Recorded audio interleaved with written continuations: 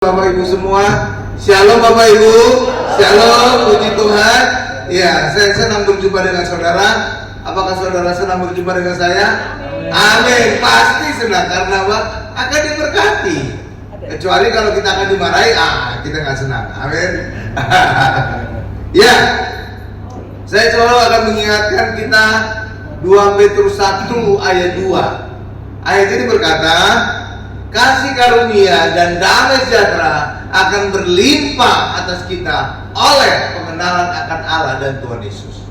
Ya, saya selalu ingatkan gini karena apa? Karena saya akan mengkhotbahkan tentang Tuhan Yesus agar setiap kita juga hari ini, termasuk juga pemirsa yang menyaksikan acara ini, video ini akan mengalami kelimpahan. Ya, kasih karunia dan damai sejahtera dalam hidup. Oke, Bapak Ibu ya. Ya. Ini adalah minggu ke-12. Sesuai dengan janji saya akan mengkhotbahkan berurutan setiap kitab di Alkitab. Ya, mulai dari Kejadian, Keluaran, Imamat, Bilangan sampai dengan Wahyu nanti. Ya. Dan kesimpulannya harus Tuhan Yesus. Ya. Oke, Bapak Ibu ya. Ya. Dan ini adalah minggu ke-12 dan minggu ke-12 artinya adalah kitab yang ke-12. Dan kitab yang ke-12 adalah 2 raja-raja. Ya. Dan judul khotbah kita adalah Elia naik ke surga. Apa judulnya Bapak Ibu? Elia naik ke surga. Ini masuk video jadi ya, saya pakai topi ini nuansa Natal itu kelihatan banget. Ada pohon Natal dan sebagainya ya. Oke ya. Iya, ini akan saya pakai seminggu sebelum Natal dan seminggu setelah Natal atau sampai tanggal 1 Januari nanti. Ya. Supaya berbeda. Desember itu bulan yang berbeda. Itu adalah bulan kelahiran Yesus.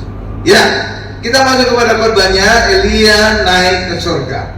Nah, proses Elia naik ke surga ya dengan kereta berapi dan kuda berapi. Wah, luar biasa. Dalam angin badai. Sebelum Elia naik ke surga, dia berjalan bersama Elisha. Mulai dari mana? Ada beberapa tempat. Ya. Pertama adalah dari Gilgal, kemudian Betel, lalu Yeriko, lalu terakhir Sungai Yordan, dan kemudian dia menyeberang bersama Elisha dengan membelah Sungai Yordan, lalu kemudian Elia naik ke surga. Oke ya. Dan ini pentingnya apa bagi kita? Iya, orang Kristen. Apa artinya Elia naik ke surga? Apa artinya tempat-tempat yang dia datangi sebelum dia naik surga? Ini penting, kenapa? Karena inilah menjadi gambaran, inilah menjadi syarat-syarat atau proses-proses orang Kristen masuk ke surga. Ya, makanya ini penting sekali.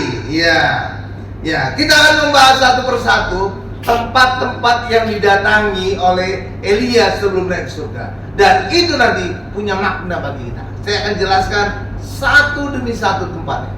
Tempat pertama adalah Gilgal. Gilgal. Apa tempat pertama? Gilgal. Ya, coba kita buka Yosua 5 ayat 6 sampai dengan 9. Ya, hari ini kita belajar luar biasa bagaimana proses orang Kristen naik ke surga, masuk surga. Dan ini adalah prosesnya adalah tempat-tempat yang didatangi Elia sebelum dia naik ke surga. Hal yang sama juga akan terjadi pada orang Kristen. Ya, sudah Yosua 5 ayat 6 sampai 9. Ini saya bacakan di depan. Ada TV untuk saya bacakan ayatnya. Sebab 40 tahun lamanya orang Israel itu berjalan melalui padang gurun sampai habis mati seluruh bangsa itu, kecuali apa? Yosua dan Kaleb. Dia lanjut lagi, yakni prajurit yang keluar dari Mesir yang tidak mendengarkan firman Tuhan. Kepada mereka itu Tuhan telah bersumpah bahwa Ia tidak akan mengizinkan mereka melihat negeri yang dijanjikan Tuhan dengan bersumpah kepada nenek moyang mereka akan memberikannya kepada kita, suatu negeri yang berlimpah-limpah susu dan madunya. Wow, luar biasa ya. Terus, tetapi anak-anak mereka yang telah dijadikannya ganti mereka itulah yang disunat Yosua, sebab mereka belum bersunat karena mereka tidak disunat dalam perjalanan.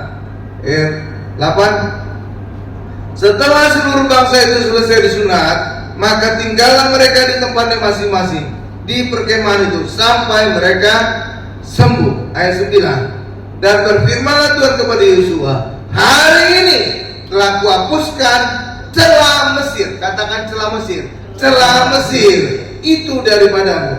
Itulah sebabnya nama tempat ini disebut Gilgal sampai sekarang. Jadi arti Gilgal adalah Tuhan menghapuskan celah Mesir. Oke ya? Oke? Ya, haleluya. Nah, jadi di Gilgal inilah Tuhan menghapuskan celah Mesir. Ya. Jadi bangsa Israel telah keluar dari Mesir, tetapi Mesir belum keluar dari mereka. Tetapi di Gilgal inilah Allah mengeluarkan Mesir dari mereka. Oh. Mungkin karena itulah kecuali Yosua dan Kaleb, semua orang yang lahir di Mesir tidak boleh masuk tanah Kanaan, termasuk Musa dan Harun. Oke Bapak Ibu ya. Ya. Nah, Gilgal ini artinya apa bagi kita orang Kristen hari ini? Gilgal ini artinya gambaran orang harus percaya kepada Tuhan Yesus agar dosa-dosanya dihapuskan. Ya, jadi langkah pertama agar orang masuk surga adalah mereka harus percaya Yesus agar dosa-dosanya dihapuskan. Itulah yang digambarkan dengan Gilgal. Allah menghapuskan celah Mesir. Jadi langkah pertama orang Kristen masuk surga harus percaya Tuhan Yesus. Oke Bapak Ibu, agar celah Mesir atau dosa dihapuskan dari hidup kita. Oke? Ya, ya. Tetapi ada suatu ayat di Injil bahwa Yesus berkata, dosa yang tidak terampuni. Ya kan? Ada dosa yang tidak terampuni. Orang Kristen jangan merasa ada dosa yang tidak terampuni. Dosa yang tidak terampuni adalah bagi orang yang tidak percaya kepada Yesus. Jelas saja dosa mereka tidak terampuni. Kenapa? Karena hanya di dalam Yesus segala dosa diampuni. Jadi kalau orang tidak percaya Yesus, dosa mereka tidak terampuni. Tapi bagi orang Kristen tidak ada dosa yang tidak terampuni. Semua dosa diampuni. Jadi kalau orang masih berkata bahwa orang Kristen punya dosa yang tidak terampuni, itu salah. Kenapa salah? Karena itu punya arti bahwa dosa lebih besar dari Yesus. Karena ada dosa yang tidak terampuni. Benar kan Bapak Ibu? Iya. Dalam Yesus semua dosa diampuni. Makanya bagi orang Kristen jangan ada lagi yang berkata ada dosa yang tidak terampuni bagi kita. Tidak ada, salah itu. Karena kalau itu dikatakan, maka ada dosa yang lebih besar dari Yesus. Itu kan salah banget. Iya kan? Iya. Jadi dosa yang tidak terampuni adalah bagi orang yang tidak percaya Yesus. Jelas saja. Kenapa? Hanya di dalam Yesus lah dosa yang tidak terampuni. Amin Bapak Ibu ya. Iya. Jadi orang harus melihat konteksnya. Kepada siapa Yesus berbicara tentang hal itu. Jadi gitu yang pinter, jangan asal comot ayat. Iya, saudara lihat. Kepada siapa Yesus berkata dosa tidak terampuni? Ya? Kepada orang Farisi. Iya, Tuhan Yesus berkata, kamu menguji Roh Kudus dan dosa tidak terampuni. Kenapa? Karena Roh Kudus bersaksi tentang Yesus. Orang harus percaya Yesus. Jadi ketika orang tidak percaya Yesus, itu sama dengan menghujat Roh Kudus. Oke ya, itulah yang dosa tidak terampuni. Karena mereka tidak percaya Yesus. Oke ya, karena hanya dalam Yesus lah semua dosa terampuni. Oke Bapak Ibu. Jadi bagi orang di luar Yesus, jelas mereka punya dosa yang tidak terampuni. Karena hanya di dalam Yesus lah segala dosa bisa diampuni. Tetapi bagi orang Kristen, tidak ada dosa yang tidak terampuni. Karena kalau ada dosa yang tidak terampuni, itu punya arti dosa lebih besar dari Yesus. Itu salah besar. Oke Bapak Ibu ya, paham? Itu jadinya. Jangan asal comot ayat. Haleluya. Jadi dosa yang tidak terampuni itu dikatakan Yesus kepada orang Farisi karena mereka tidak percaya kepada Yesus.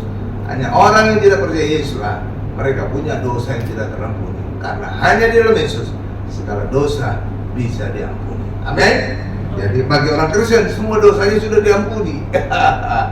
Iya, oke, haleluya. Iya, bahkan selamanya. Kok bisa Pak selamanya Pak? Iya, saudara bandingkan aja. Orang Israel dengan korban hewan saja selama setahun gak usah mereka terampuni. Korban hewan, bangsa Israel perjanjian lama selama setahun dengan korban hewan mereka bisa diampuni selama 1 tahun. Tapi nggak tahu gimana sekarang ini banyak orang Kristen seminggu aja mereka merasa dosanya, waduh banyak sekali. Itu menghina Tuhan Yesus. Iya, sedangkan korban hewan aja pada bangsa Israel pada perjanjian lama itu 1 tahun bisa mengampuni mereka. Apalagi darah Yesus itu adalah kekal pengampunan. Kenapa? Karena Yesus adalah kekal. Oke Bapak Ibu ya. Iya, jadi harus kita punya pikiran hewan saja bisa mengampuni orang Israel selama 1 tahun penuh. Apalagi dari Yesus. Saudara bisa bandingkan aja. Makanya orang Kristen harus pintar. Iya, banyak kali orang Kristen otaknya ditinggal di rumah. Iya ya. Iya, padahal apa? Otak orang Kristen harus terus dibawa dalam ibadah. Saudara harus kritis kepada pendeta, jangan asal diterima, jangan asal ditelan. Iya. Kenapa Pak kita harus kritis kepada pendeta atau saat ibadah kita harus pakai pikiran kita? Karena Tuhan juga berkata, kasihilah Tuhan Allahmu dengan segenap hatimu dan akal budimu. Jadi akal budi dipakai, jangan ditinggal di rumah. Oke ya, makanya kalau pendeta itu harus disaring. Pikir, itu sesuai dengan firman Tuhan. Atau pendetanya asal ngomong, gitu Pak Bu. Jadi saudara bisa kritis. Karena pendeta itu manusia juga bisa salah. Ya, oke ya. Oke, lanjut. Sekarang tempat kedua yang dijalani oleh Elia sebelum naik ke surga apa? Betel. Ini saya juga akan sedikit nanti mengkoreksi Bapak Ibu ya. Tapi sebelumnya kita lihat dulu ya. Kita lihat dulu.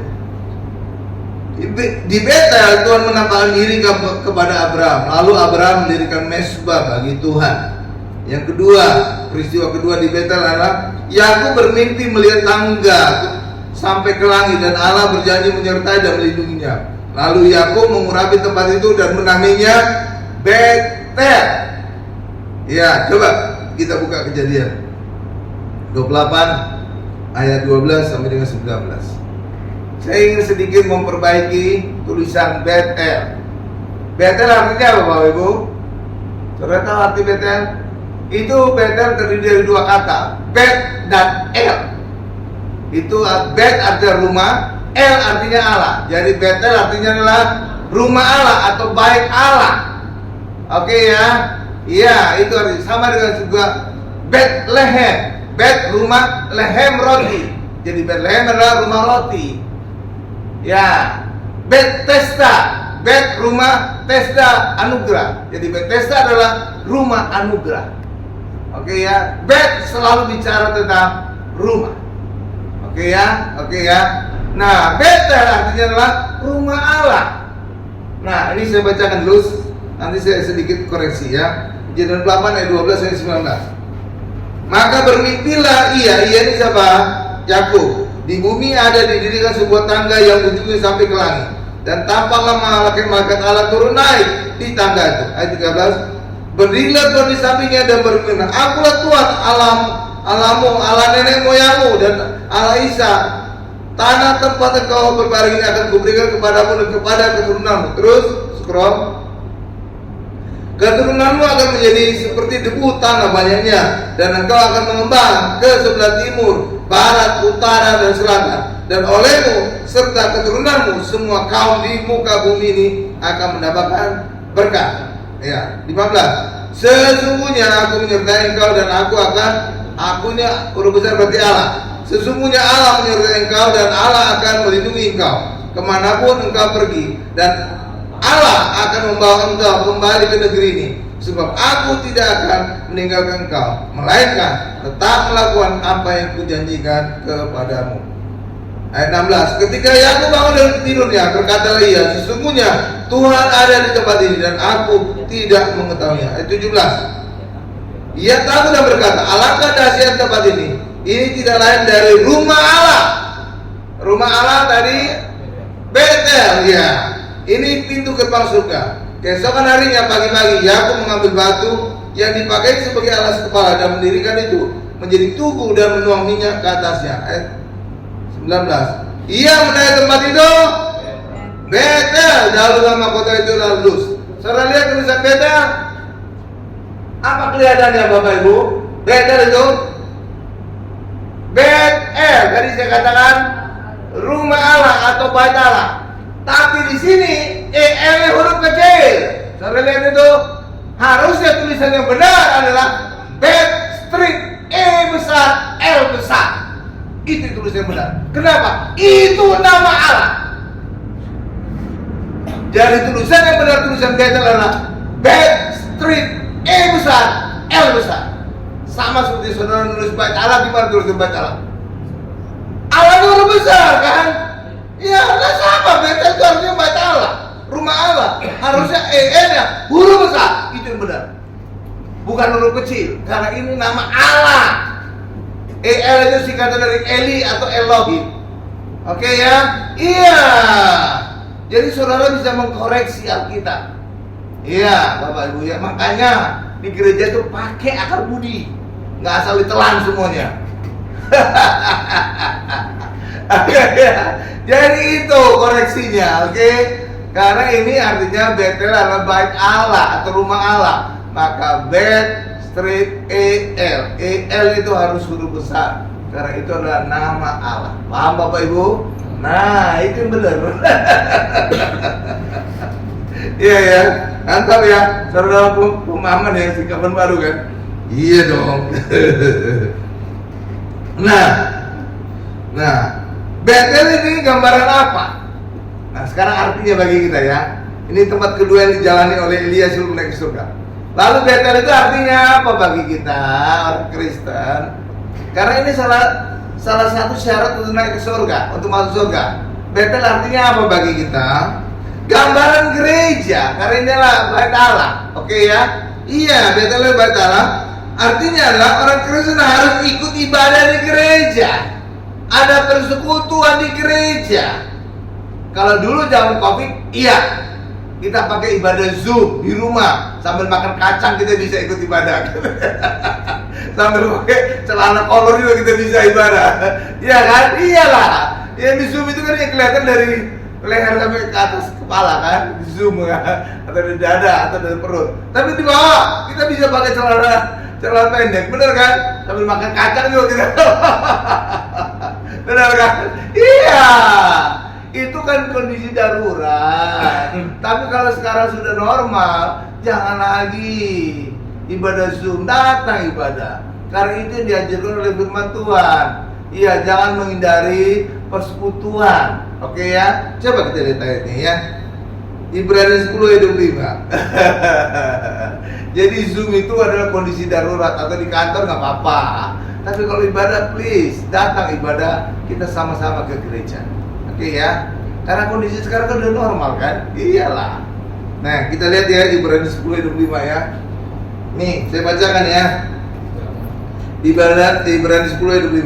Janganlah kita menjauhkan diri dari pertemuan-pertemuan ibadah kita. Tuh kan? Iya.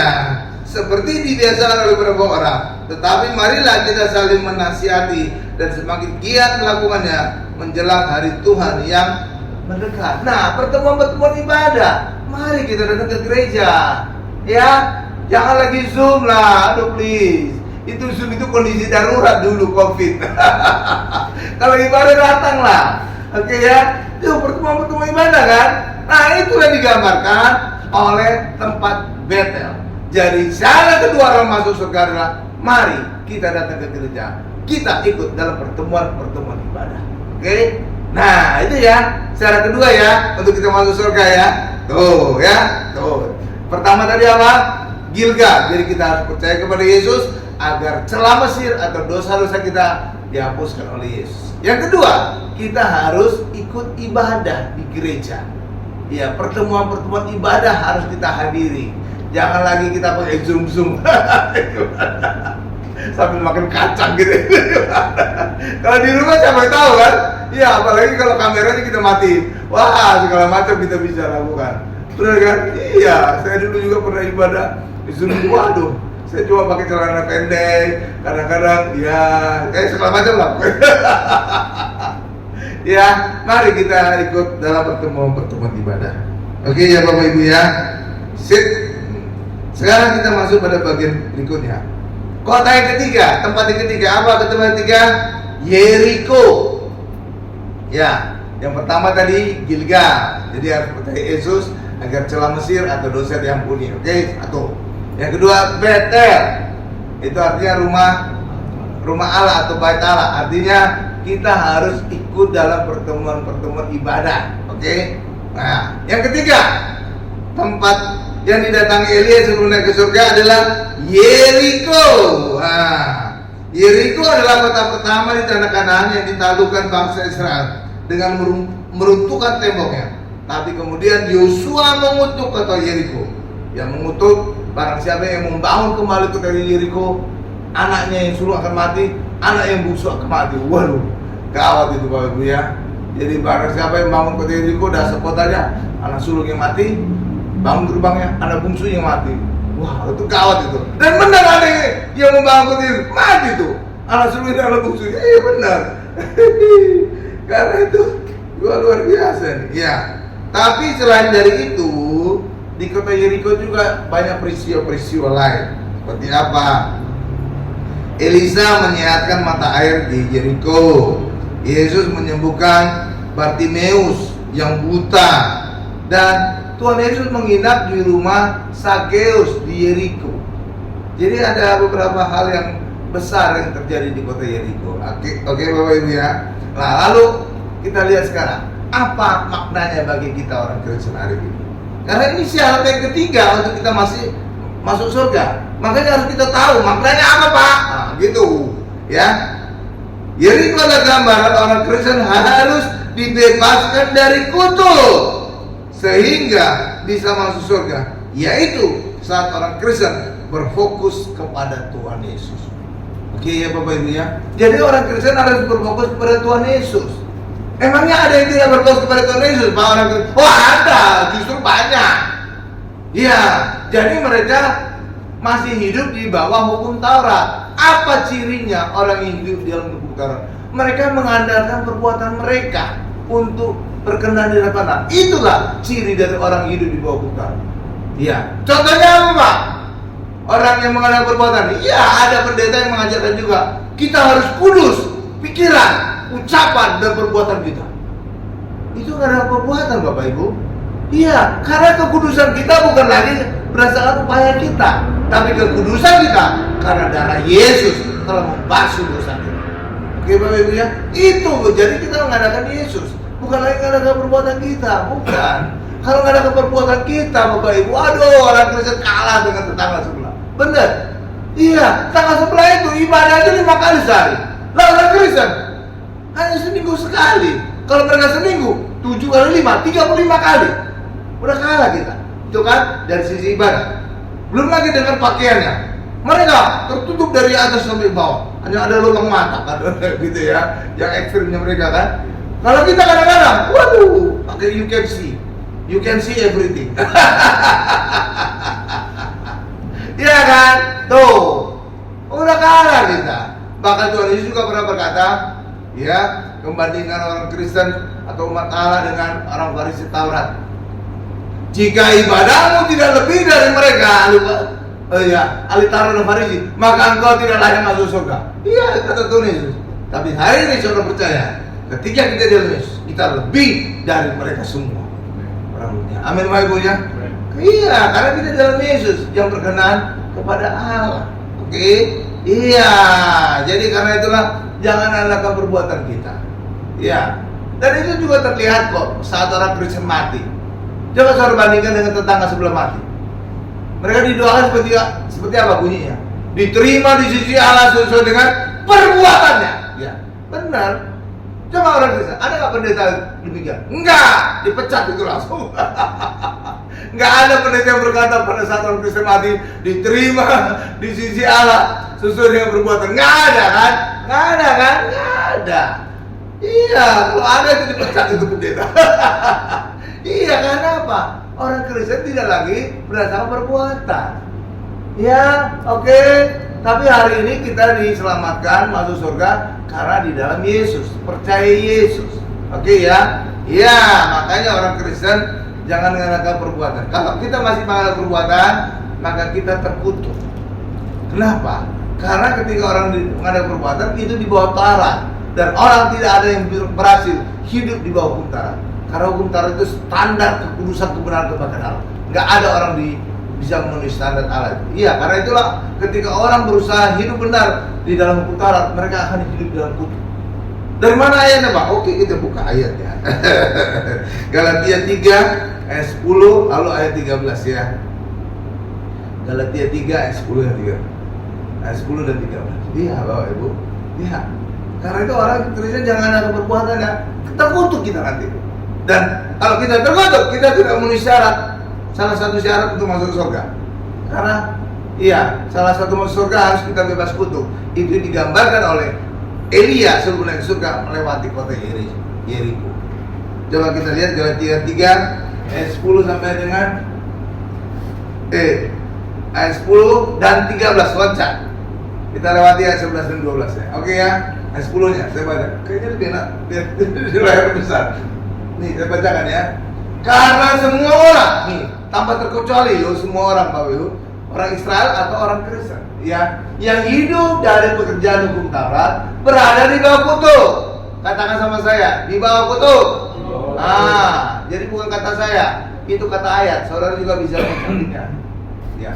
Sebab ada tertulis, terkutuklah orang yang tidak setia melakukan segala sesuatu yang tertulis dalam kitab hukum Taurat. Jadi orang tidak bisa melakukannya karena itu sempurna standar kebenaran kekudusan kepada. Oke? Ayat 13 saya loncat. Kristus telah menebus kita dari kutuk hukum Taurat. Nah, jadi Kristus menebus kita dari kutuk hukum Taurat. Oke, terus dengan jalan menjadi kutuk karena kita, sebab ada tertulis, terkutuklah orang yang digantung pada kayu salib.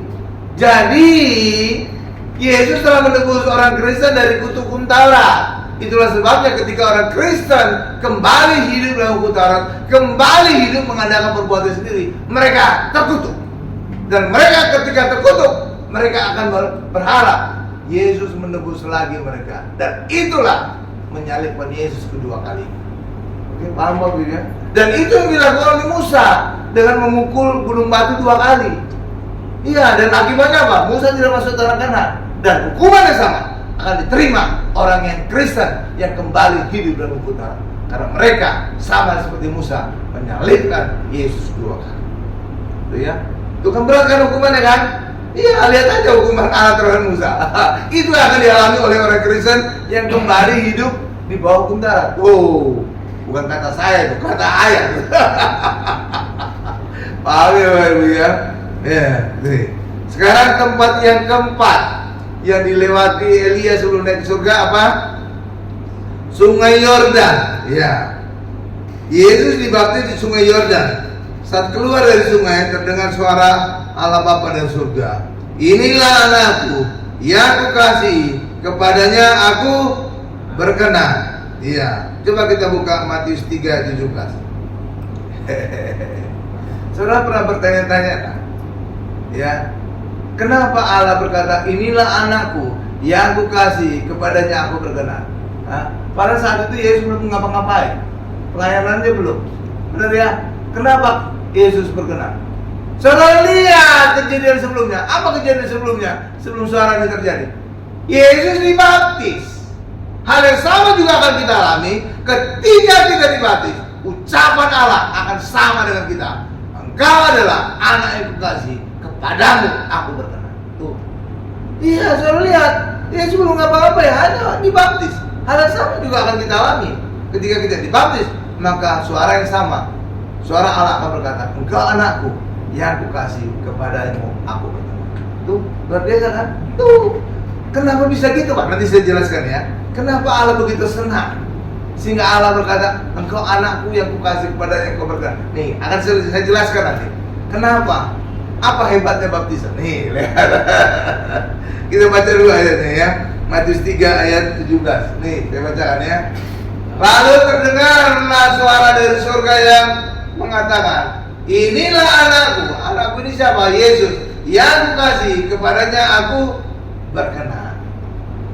Saudara bertanya, kenapa ucapan Allah demikian? Inilah anakku, kepadanya aku berkenan. Ya, kenapa?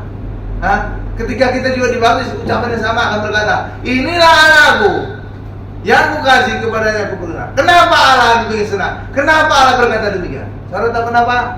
Karena ketika kita dibaptis, kita dilahirkan kembali dari air dan roh, jadi anak Allah. Jelas saja Allah berkata, inilah anakku yang kukasih. Karena kita telah menjadi anak Allah. Paham saudara? Iya, saat dibaptis kita dilahirkan kembali dari air dan roh. Jelas saja Allah senang. Dan Allah berkata, inilah anakku yang kukasih. Karena pada saat dibaptis kita dilahirkan kembali dari air dan roh. Paham Bapak Ibu? Tuh, makanya Allah berkata, inilah anakku yang kukasih, kepadanya aku berkenan. Iya, makanya orang Kristen harus dibaptis. Dan sesuai dengan baptisan Tuhan Yesus, itu baptisan selam. Apalagi kata baptisan itu berasal dari kata aslinya baptiso, diselamkan. Iya, tapi banyak aja orang yang ngeyel-ngeyel, berdebat, baptiso gitu segala macam. Ya, terserah mereka. Kalau mereka nggak mau baptis, terserah. Nggak ada urusan bagi saya. Itu sesuai dengan iman masing-masing. Dan Tuhan juga berkata, terjadilah sesuai dengan imanmu. Jadi saudara, orang Kristen, jangan berdebat. Ya, terjadilah sesuai iman saudara. Kalau saudara nggak percaya di baptis selam, ya terserah, itu iman saudara, lakukan. Tapi saya punya iman, orang harus dibaptis selam. Kalau saudara nggak percaya, terserah. Karena terjadi sesuai iman kita kok. Jadi Tuhan tidak memaksa. Oke ya, makanya orang Kristen jangan berdebat. Nggak ada guna berdebat. Kenapa? Iman setiap orang Kristen beda-beda. Mana mungkin bisa diperbandingkan? Itu ibarat anak SD berdebat dengan anak mahasiswa. Mana nyambung? Ya kan, nggak nyambung kan? Iya, ilmunya nggak nyampe, nggak sama. Itu sama juga dengan kekristenan. Nggak usah berdebat, iman kita beda-beda. Ya kan? Iya, ada orang berkata perjamuan kudus adalah tubuh dan darah Yesus, benar-benar. Ada berkata lama, ya terserah, itu urusan dia. Terjadilah sesuai imanmu. Baptisan juga demikian. Ada baptis percik, ada baptis selam, ada baptis bendera, terserah. Tapi iman saya adalah baptis harus selam. Ya, mau usah berdebat. Karena Tuhan juga berkata, terjadilah sesuai dengan imanmu. Iya kan? Iman orang Kristen beda-beda. Ngapain kita berdebat? Udah pasti nggak nyambung itu nantinya ujung-ujung dapat usir. Ya, lo iman udah beda. Ya kan? Ya, itulah dia. Jadi kalau saudara ngajak teman saudara dia nggak percaya baptis Islam, terserah. Jangan ngotot-ngototan, nggak akan nyampe itu nanti, nggak nyambung.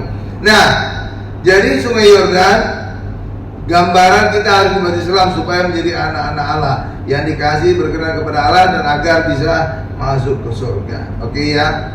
Ya, orang Israel itu dibaptis Sungai Yordan, Bapak Ibu. Sampai sekarang masih ada tempat baptisan Tuhan Yesus. Cuma yang dipindah dari Sungai Yordan yang di dekat Hormati menjadi di Yardeni. Ya, alasannya apa? Tuhan Yesus aslinya itu dekat Hormati, itu sekarang sudah jadi zona militer. Jadi nggak aman lagi untuk turis. Karena itu dipindahkan ke Yardeni. Oke ya, saya pernah juga dibaptis ulang. sama gembala dulu, ada satu gereja yang lama dulu tempat saya dulu sana. Ya, iya, saya pernah dibaptis itu kayak digigit kayak ikan teri gitu kaki kita, kayak giling-giling. Ya, oke ya. Terus baptisan membuat kita lahir baru dari roh agar menjadi anak-anak Allah sehingga bisa masuk kerajaan surga. Coba kita lihat ucapan Tuhan Yesus tentang lahir baru dan itu adalah dibaptis. Yohanes 3 ayat 3 sampai 5. Udah ya, ini saya bacakan ya. Yohanes 3 ayat 3 sampai 5 ya, demikian. Yesus menjawab, katanya, ini dialog Tuhan Yesus dengan Nikodemus, ahli Taurat. Terus, aku berkata kepadamu, sesungguhnya jika seorang tidak dilahirkan kembali, nah dilahirkan kembali ya, tuh, ia tidak dapat melihat kerajaan Allah. Ya, terus kata Nikodemus kepadanya, bagaimanakah mungkin seorang dilahirkan kalau ia sudah tua? Dapatkah ia masuk kembali ke dalam rahim ibunya dan dilahirkan lagi? Ayat 5, jawab Yesus, aku berkata kepadamu, sesungguhnya jika seorang tidak dilahirkan dari air dan roh, ia tidak dapat masuk ke dalam kerajaan Allah. Oke ya. Jadi kita dilahirkan kembali. Jadi kelahiran kita orang Kristen ada dua. Satu, kelahiran fisik kita dilahirkan oleh ibu kita, oke ya, itu kelahiran pertama. Oke, makanya ada kata kelahiran kembali. Berarti ada yang kedua. Nah, kelahiran kembali itu adalah kita dilahirkan kembali dari roh. Oke, bukan lagi secara fisik oleh ibu kita, tapi dilahirkan secara roh. Dan pada saat kita dilahirkan secara roh, disitulah kita menjadi anak-anak Allah. Dan anak Allah bisa melihat kerajaan Allah, anak Allah bisa masuk kerajaan surga. Paham Bapak Ibu ya? Itu makanya orang harus dibaptis agar menjadi anak Allah, dan ketika menjadi anak Allah bisa lihat kerajaan Allah dan bisa masuk kerajaan Allah. Ya kan? Iya dong, sama seperti saudara juga. Hanya anak saudara yang bisa saudara izinkan masuk ke kamar pribadi saudara. Loncat-loncat lagi di tempat tidur bisa. Tapi coba orang lain di situ, oh saudara usir. Gak boleh orang masuk ke kamar pribadi kita, benar ya? Iya kan? Sama juga dengan kerajaan Allah. Hanya anak Allah yang bisa masuk surga. Hanya anak Allah yang bisa melihat kerajaan surga. Oke? Iya, makanya kita harus dibaptis. Nah, ada satu yang menarik lagi. Tuhan Yesus dikandung dari apa, Bapak Ibu? Dari Roh Kudus. Dan ketika Yesus dikandung dari Roh Kudus, maka Yesus disebut juga anak Allah secara jasmani. Oke, Bapak Ibu ya. Hal yang sama juga dengan kita. Ketika kita dibaptis, kita dilahirkan dari Roh, sama seperti Yesus. Makanya kita disebut menjadi anak Allah. Paham? Paham Bapak Ibu? Iya kan, itu dikandung dari Roh Kudus kan? Iya, makanya disebut anak Allah. Hal yang sama juga terjadi pada kita. Ketika kita dibaptis, kita dilahirkan kembali dari Roh, dari Roh Kudus, maka kita menjadi anak Allah, sama seperti Yesus. Makanya Yesus disebut yang sulung dari banyak saudara. Kita lah saudara-saudara ini. Paham Bapak Ibu ya? Iya. Makanya orang Kristen harus dibaptis, dilahirkan kembali dari Roh. Karena lewat itulah kita menjadi sama seperti Yesus, menjadi anak Allah. Paham Bapak Ibu? Paham? Iya. Nah, saudara, ada satu lagi. Saya bikin cerita. Ishak dilahirkan oleh Sarah di usia tuanya, benar Bapak Ibu ya? Nah, ini nenek-nenek yang sudah melahirkan. Itu luar biasa Bapak Ibu ya. Iya. Iya, Sarah itu pada saat itu usia 90 tahun. Ada di usia 90 tahun. Gak ada ya. Jadi nenek-nenek itu 90 tahun. Tapi itu nenek-nenek yang cantik. Apa buktinya Pak? Sarah itu nenek-nenek yang cantik. Buktinya Firaun saja pada saat Abram sama Sarah masuk ke Mesir, itu usia Sarah itu 75 tahun. Udah nenek-nenek itu, ada 75 tahun kita. Tapi dia masih ditaksir oleh Firaun. Padahal Firaun itu gundiknya aja banyak, haremnya banyak. Jadi banyak sekali wanita. Tapi ternyata masih naksir kepada Sarah. Luar biasa berarti Sarah. Luar biasa kan? Ini nenek-nenek cantik ini. Mungkin kalau zaman sekarang itu kayak di Amerika dulu tuh Liz Taylor. Wah, udah 5 kali kawin. Nenek-nenek tapi masih cantik. Gila juga itu. Bukan tukang jahit ya, Liz Taylor itu bukan tukang jahit. Enggak, namanya Liz Taylor. Oke ya. Iya. Bahkan lebih gawat lagi pada saat Sarah di tanah Kanaan. Iya, dia usianya udah lebih tua lagi. Iya, Bapak. Masih ditaksir oleh Abimelek.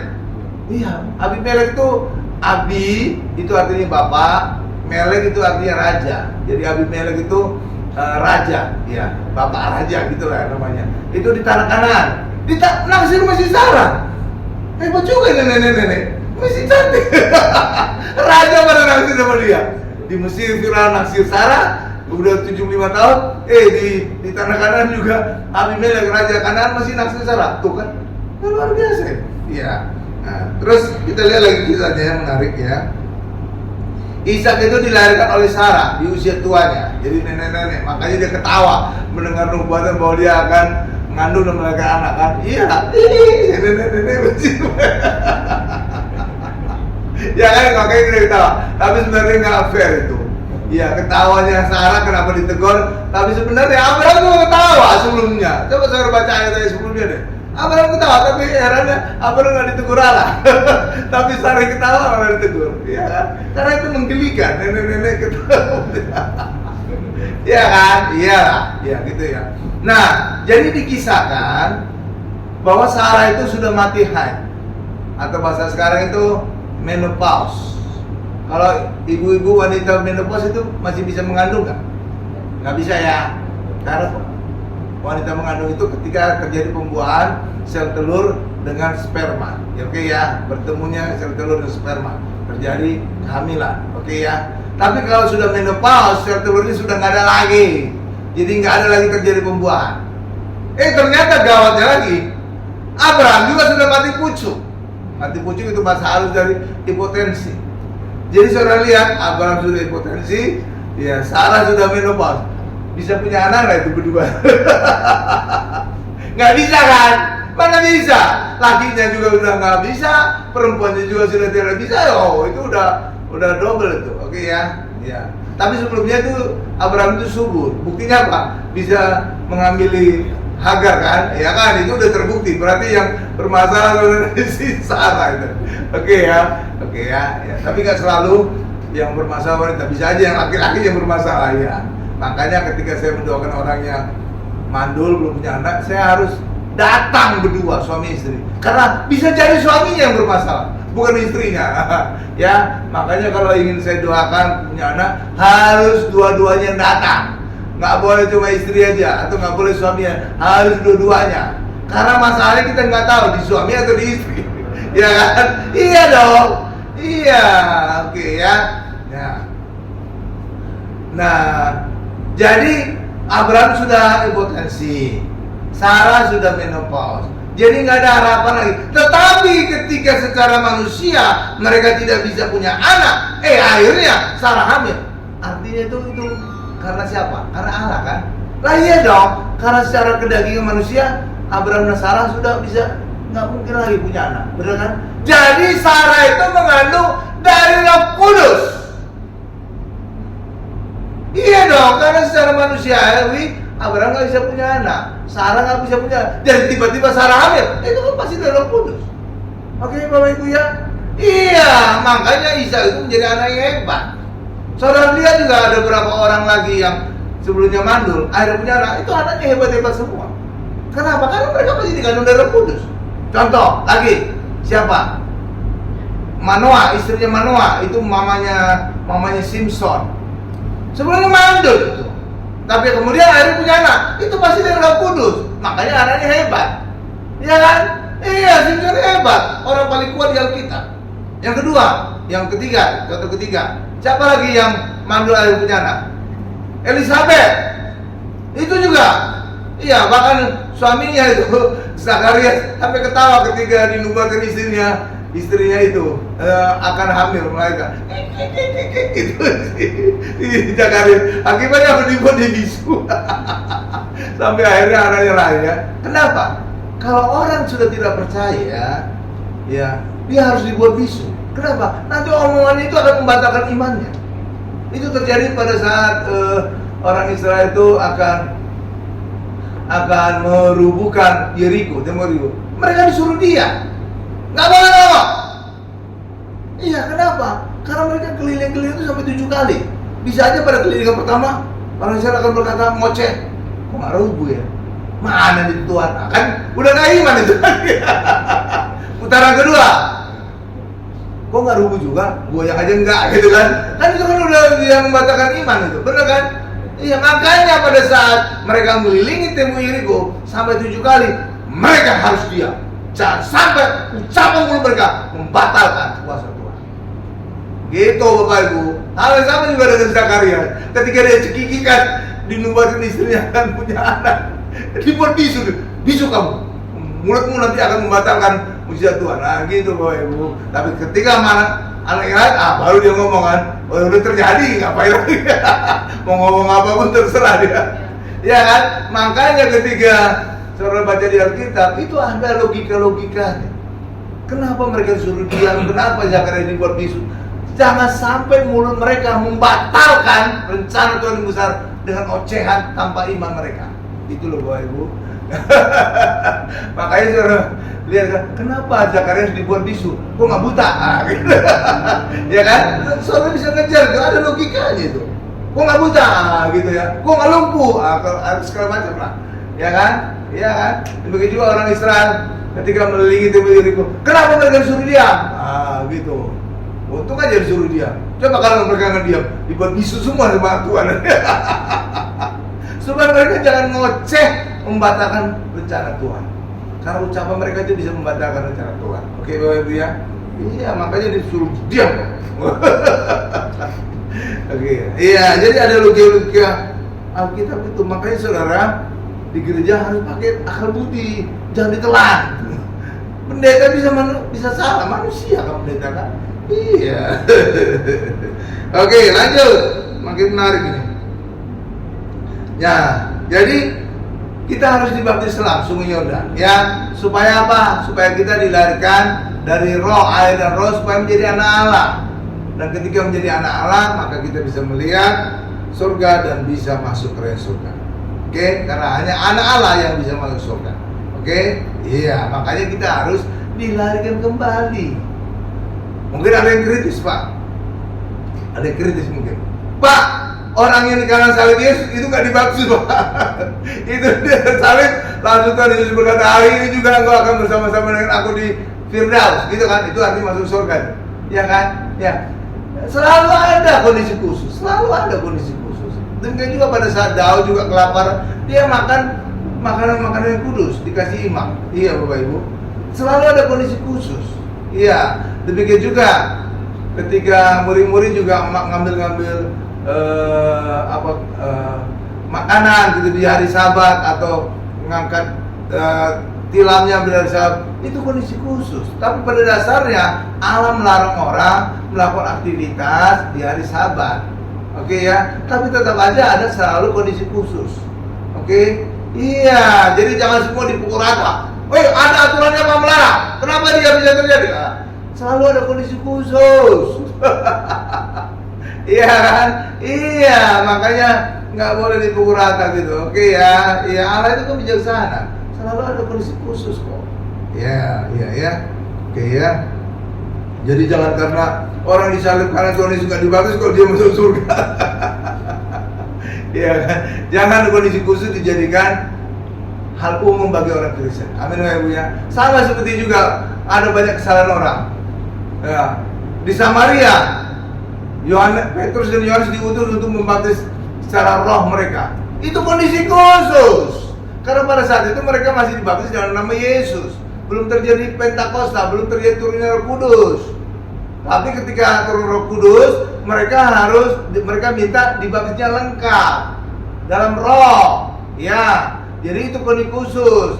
Jangan kondisi khusus ini diterapkan kepada seluruh orang Kristen. Oh, orang Kristen harus dibaptis Roh Kudus. Salah itu kondisi khusus. Tapi sekarang kondisi yang normal adalah Roh Kudus sudah turun, makanya orang Kristen dibaptis dalam nama Tritunggal Allah, dalam nama Bapa, Anak dan Roh Kudus. Jadi sudah lengkap baptisannya, termasuk baptisan Roh Kudus. Amin. Jangan dipisah-pisah baptisan Roh Kudus. Itu kondisi khusus. Jangan kondisi khusus diterapkan menjadi umum ke seluruh orang Kristen. Aduh, ngawur itu. Jadi ya, gitu ya. Jadi saudara harus pintar-pintar dikit lah. Pakai akal budi saudara. Di gereja jangan ditinggal akal budinya di rumah. Oke, ya lanjut. Makin menarik ini, makin dahsyat. Kita masuk pada berikutnya. Elia naik ke surga, disaksikan oleh Elisa saja. Coba kita buka 2 Raja 2 ayat 11 sampai 14. Haleluya.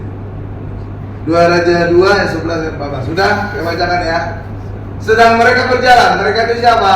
Elia dan Elisa. Berjalan terus sambil berkata-kata. Tiba-tiba datanglah kereta berapi dengan kuda berapi memisahkan keduanya. Lalu naiklah Elia ke surga dalam angin badai. 12.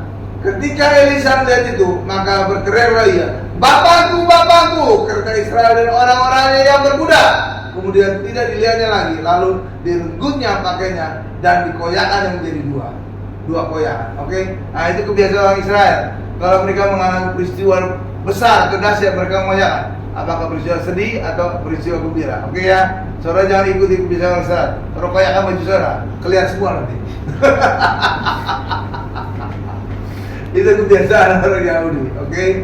Sesudah itu dipungutnya jubah Elia yang telah terjatuh, lalu ia berjalan hendak pulang dan berdiri di tepi sungai Yordan. Ia mengambil jubah Elia yang telah terjatuh itu, dipukulkannya ke atas air sampai berseru, di manakah Tuhan Allah Elia? Ia memukul air itu lalu terbagi ke sebelah sini dan sebelah sana, maka menyeberanglah Elisa. Oke, Bapak Ibu ya, ayat 14 ya, selesai ya. Iya. Oke.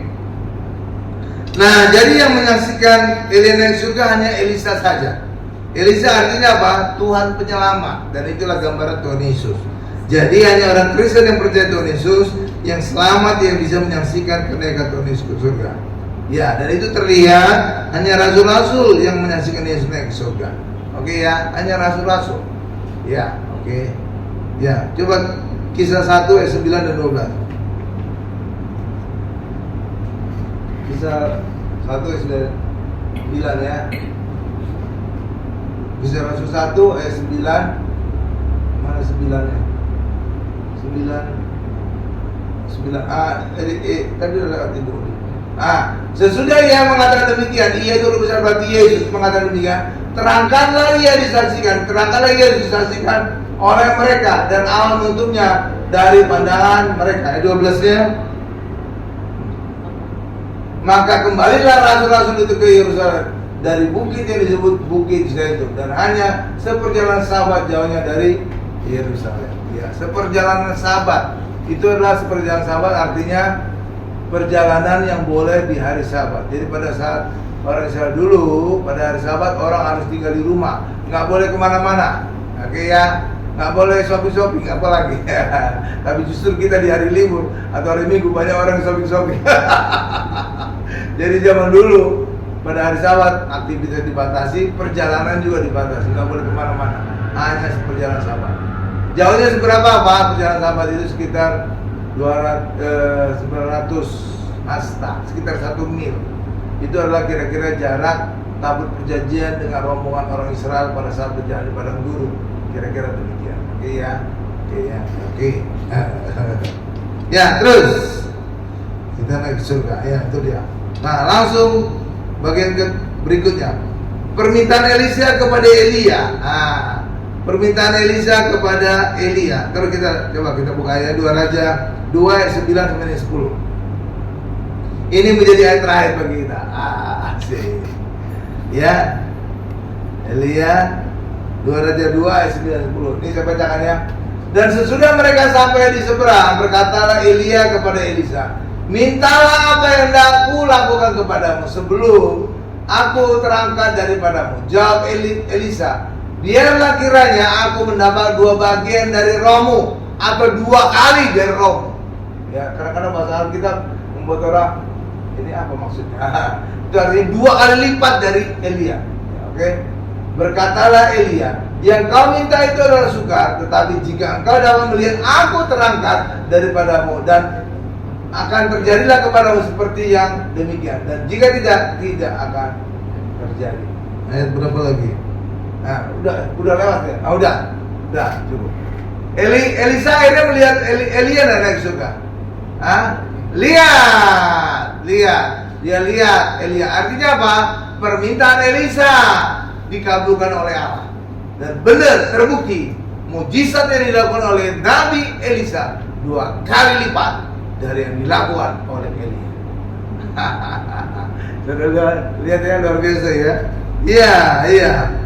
Elisa mendapatkan permintaan dikabulkan oleh Allah karena Elisa bisa melihat kenaikan Elia ke surga. Ya, juga Elisa mendapatkan jubah Elia dan memakai jubah itu untuk membelah sungai Yordan. Iya, oke Bapak Ibu ya. Sekarang kita bagian berikutnya. Elia naik ke surga melalui dari apa? Tempat-tempat. Ini saya bacakan ulang ya. Elia naik ke surga melalui Gilgal 1, Bet-El. Ya, Bet-El itu harus saudara koreksi ya penulisannya ya. Karena El itu nama Allah. Oke Bapak Ibu ya. Oke, jangan asal tulis. Saudara harus berhikmat. Yeriko yang ketiga, Sungai Yordan yang keempat. Oke ya. Nah, sebaliknya Tuhan Yesus turun dari surga, kebalikannya. Nah, ya, jadi yang terakhir dari Elia itu apa? Tempat terakhir dari Elia, Sungai Yordan kan? Ya kan? Nah, kebalikannya dengan Tuhan Yesus. Tuhan Yesus memulai pelayanannya, mulainya dari apa? Dibaptis, Sungai Yordan. Jadi terbalik. Kalau Elia terakhir sebelum naik ke surga, berakhir di Sungai Yordan. Tetapi sebaliknya Tuhan Yesus memulai pelayanannya, dimulai dengan dibaptis di Sungai Yordan. Jadi di awal di Sungai Yordan. Oke ya, ya kan? Dibaptis Sungai Yordan, dicobai Tuhan Yesus kemudian kedua setelah dibaptis, dicobai di gunung dekat Yeriko. Itu lihat urutannya. Dan Tuhan Yesus sering mengajar di Batara atau Bet-El. Jadi bacanya harus demikian, Bet-El. Oke ya, ya karena itu dua kata. Dan mati tersalib di bukit Golgota untuk menghapus segala dosa dan kutuk kita. Dan itulah Gilgal, gambaran dari Gilgal. Jadi kenaikan Elia naik ke surga itu kebalikan dengan dialami oleh Tuhan Yesus. Oke Bapak Ibu, saya simpulkan khotbah kita. Elisa mendapatkan 2 kali lipat roh Elia. Demikian juga kita orang Kristen yang hidup dalam anugerah Tuhan Yesus, kita mengalami 2 kali lipat. Itulah sebabnya orang Kristen yang hidup di dalam anugerah mengalami banyak mujizat dalam hidup kita. Amin Bapak Ibu ya. Karena itulah saudara, hendaklah hiduplah anugerah. Hanya mengandalkan Yesus saja, maka hidup kita akan mengalami banyak mujizat. Amin. Oke. Jangan mengandalkan kekuatan saudara. Iya, kalau ada kekuatan kalah saudara dengan tetangga sebelah. Yang kedua, kesimpulan kedua, proses kenaikan Elia ke surga, gambaran kenaikan orang Kristen ke surga. Prosesnya kebalikan dari proses Tuhan Yesus turun dari surga. Amin Bapak Ibu. Berikan kemuliaan bagi Tuhan Yesus.